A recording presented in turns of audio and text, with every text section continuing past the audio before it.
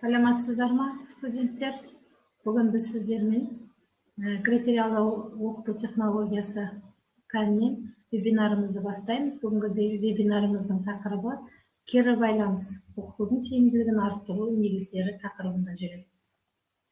Бүгінгі сабағымыздың, вебинарымыздың мақсаты оқытудың сапасын жақсарту мақсатында кері байланыстың аңыздылығын түсінеміз және оны өзіміздің келешектегі болашақ жұмысымызды жалғастыруда қолдану.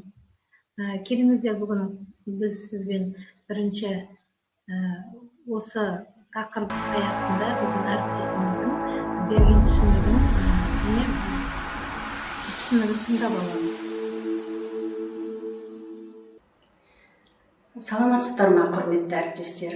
Мен өрлеу біліктілікті арттыру ұлттық орталығының филиалы Ақтөбе облысы бойынша педагогикалық қызметкерлердің біліктілігін арттыру институтының мектепке дейінгі тәрбие және бастауыш білім беру кафедрасының меңгерушісі Рахатова Күлайым Жетпісбайқызы сіздерге оқыту үдерісіндегі кері байланыс тақырыбында бастауыш сынып мұғалімдеріне арналған видеодәріс ұсынғым келіп тұр. Адам баласы кез келген жұмысты аяқтағаннан кейін өзінің жанындағылардан бұл жұмысты қалай жүргіздім, ойлаған жоспарым жүзеге асты ма, тағы да қандай тұстарына назар аударуым керек деген сауал қояды. Әрине, жанындағылар өздерінің пікірлерін ортаға салады. Бұл 60 жылдары ғылыми теориялық негізі қаланған кері байланыс үдерісі. Кері байланыс мақсатқа жетелейтін нақты әрекет, мәселені талқылау және талдау, бір мәселе бойынша талдау жасау және оны жүргізу. Кері байланыс кез келген салада жүргізіледі. Соның ішінде білім беру саласына тоқталатын болсақ, дәстүрлі оқыту кезінде мұғалім сабақтың соңында оқушылардан бүгінгі сабағымыз қалай өтті, сабағымызда не ұнады, тақырып бойынша қандай сауалдарымыз бар деген сұрақпен бекітуді жүргізетін еді. Жаңартылған білім беру мазмұны кезінде әрбір тапсырманы орындағаннан кейін мұғалім оқушылармен кері байланыс жүргізеді. Яғни бұл жерде мұғалім оқушыға, оқушы мұғалімге кері байланыс береді. Осы үдерістің жүргізген кезде басты қағида Тамаша. Көріп отырғанымыздай, біз кері байланысты қалай түсінуіміз керек? Жалпы кері байланысқа қандай түсінік береміз? Әрине, біздің атқаратын жұмысымыз оқыту, балаларға білім беру. Ал осы оқытудың ажыралмас бір бөлігі ол бағалау болып келеді. Ал бағалаудың ажыралмас бір бөлігі бұл кері байланыс болуы тиіс. Кері байланысты әрине біз жаңа айтып өтті, біздің әріптесіміз дәстүрлі оқыту бағдарламасы аясында біз кері байланысты сабақтың соңында немесе жаңа тақырыпты түсіндіріп болғаннан соң сұрап, не түсіндіңіздер, немесе нені білдіңіздер деп ана үстіртін сұрайтын. Ал қазіргі таңда жаңартылған білім беру бағдарламасы бойынша біз кері байланысты оқу үдерісінің әрбір орындаған тапсырмасы аясында біз баладан қалай орындадым және қандай кедергіге тап болдым және оны орындауда шешуде қандай әдіс тәсілдерді қолдандым деп баланың ой пікірін білу арқылы оның өзінің кездестірген немесе куә болған әрбір іс-әрекетіне ауызша пікірін біліп отырады екенбіз. Демек, кері байланыс оқыту үдерісі қалай өтіп жатқандығы, оқушыларда туындаған мәселелер мен жетістіктер туралы мұғалімге ақпарат алуға, оқушылардың оқу тапсырмаларының мақсатқа сай шешімін табу деңгейін анықтауға мүмкіндік беретін оқыту үдерісі екендігін атап өткім келеді. Енді біздің алдымызда, әрине, әрбір мұғалімнің алдында оқыту барысында алынатын кері байланыс бізге не береді деген сұрақты үлкен қазіргі таңда талқылау үстінде. Біз де сол талқылаудың не береді бізге кері байланыс деп осы сұраққа жауап іздеп көрейік. Кері байланыс біздің оқушыларымызға не береді?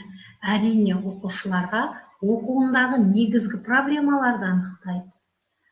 Жаңа айтып өткеніміздей, не кедергі болды, қалай орындадың деген проблемаларды анықтауға мүмкіншілік береді. Оны әрі қарай жылға әрине бізде кері байланысты алдағы уақытта айтатын боламыз, біз әдіс тәсілдерін. Сол жерде әрі қарай жылжу үшін қандай ұсыныстар алады? Міне сол туралы балаға көмек береді.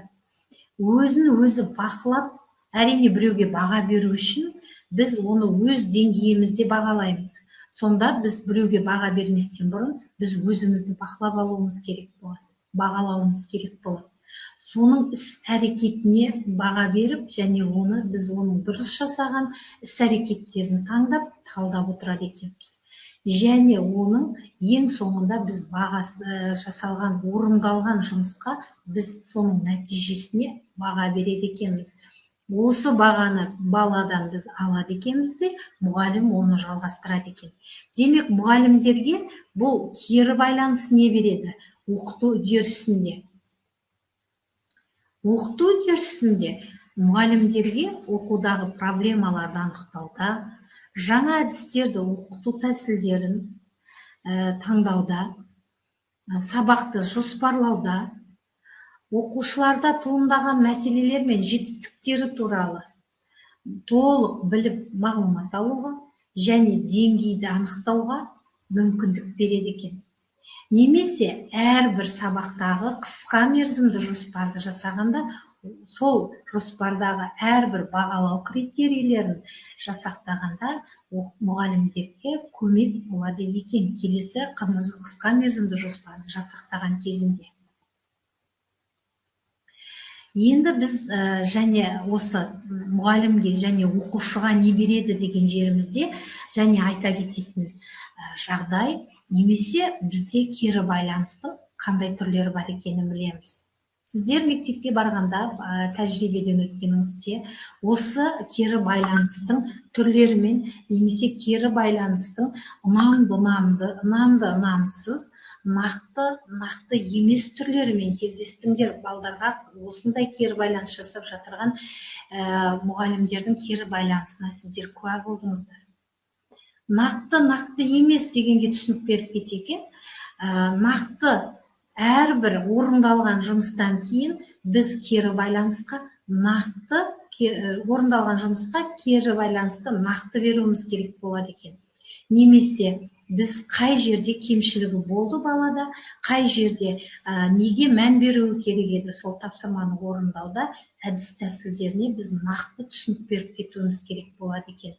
Жағымды, жағымсыз дегенде, әрине біз жағымды жағын жақсы түсінеміз де, бірақ жағымсыз жағына келгенде бізде сұрақ туындайды әрбір мұғалімде немесе студентте.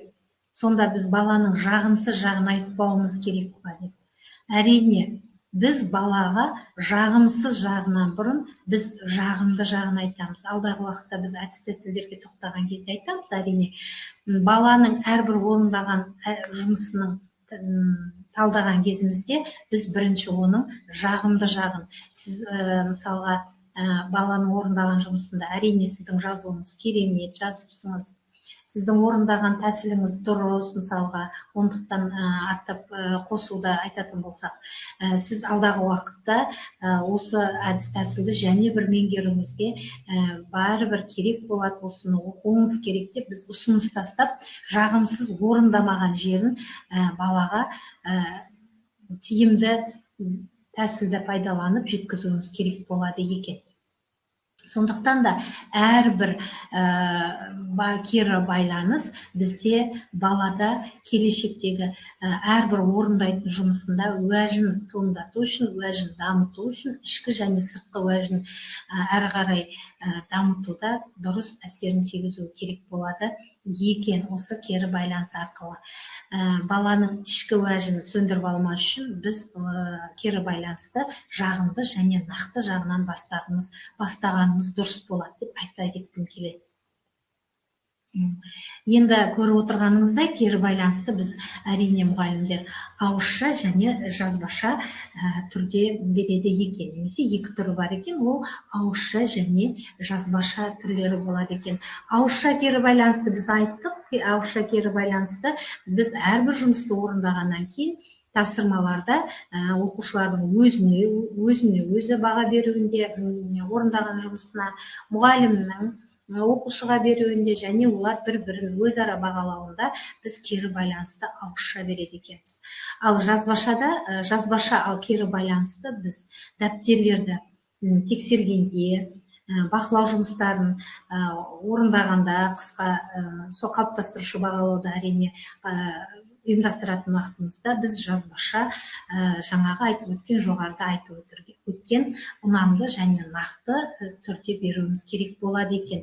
Алдағы қазір келесі слайдымызда кері байланыстың құралдары туралы айтатын болсақ, осы жерде міне бірінші жазба ұсыныс туралы айтып тұр. Пікірлер, бақылаулар, сауалнамалар, тиімді сұрақтар мен кері байланыс күнделіктері, өзін-өзі бақылау дәптерлері, стикер парақтары, сұхбаттар және тағы басқалар, бұлар біздің кері байланысымыздың негізгі құралдары болып келеді екен.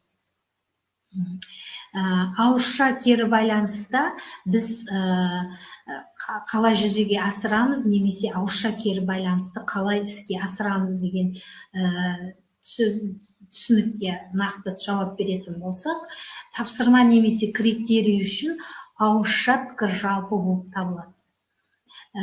Немесе ала белгіленген критерийлер үшін ауызша түсінік беруімізге болады екен. Көбінесе ауызша кері байланыста мұғалім қысқа пікірлер береді екен.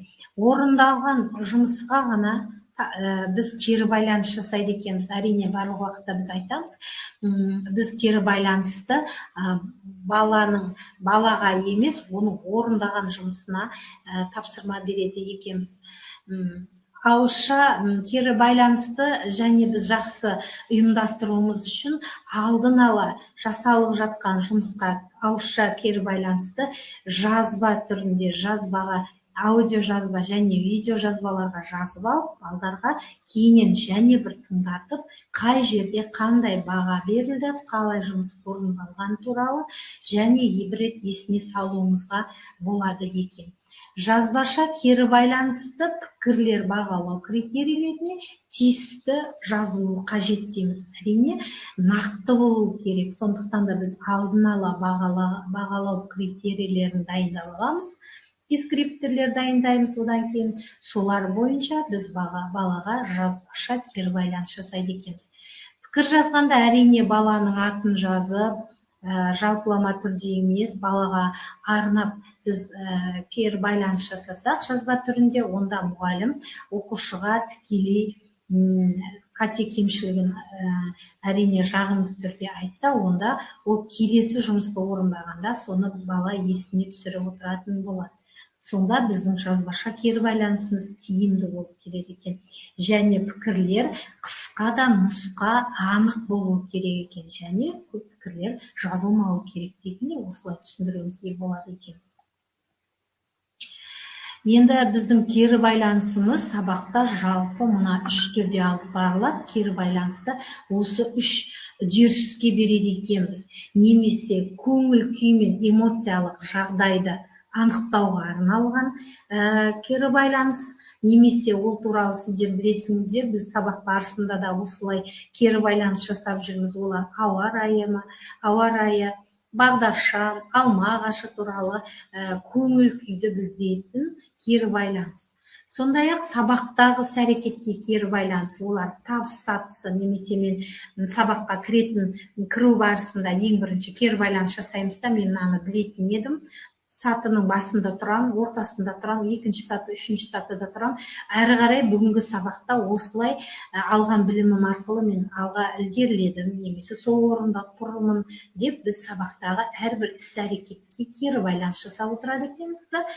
Және оқу материалын қалай үйрендім, оқу материалының мазмұнын қалай үйрендім деп біз оқу материалына түсінік береміз, немесе кері байланысты сол арқылы түсінігімізді кері байланыс арқылы білдіреміз. Мысалға, аяқталмаған сөздер, бүгінгі сіздер қазір сабақтың соңында өзіңіздің бүгінгі сабағыңызға кері байланыс дегеніміз не дегенге сіз түсінік бергенде, міне бүгінгі сабақтың мазмұнына кері байланыс жасаған болады екенсіңіздер. Немесе бізде көбінесе қолданамыз сабақ барысында тепе-теңдік шеңбері дегеніміз бар да, сабақтың басында осы сұраққа қаншалықты білімім жетеді, ал сабақтың соңында осы сұрақта қаншалықты білімімді арттырдым деген өзіміз орындап жүрміз. Міне сол оқу материалының мазмұнына берген кері байланысымыз болады екен. Тамаша, бүгінгі міне кері байланыс туралы мен сіздерге қысқаша түсініктер бердім. Әрі қарай бұны сіздер тәжірибеден көрдіңіздер. Мектепке барған кезде балаларды өзіңіз кері байланыс арқылы бағаладыңыздар. Кері байланыс балалардан алдыңыздар. Сабақтарыңызға келіңіздер. Енді біз сізбен тест жұмысын орындаймыз қазір. Сіздер осы жерде әрбір балға, әрбір сұраққа 20 балл берілген. Сол 20 балл арқылы сіздер өзіңіздің білімдеріңізді тексеріп көріңіздер. Бүгінгі еске түсірген тақырып бойынша бастаймыз. Бірінші сұрақ.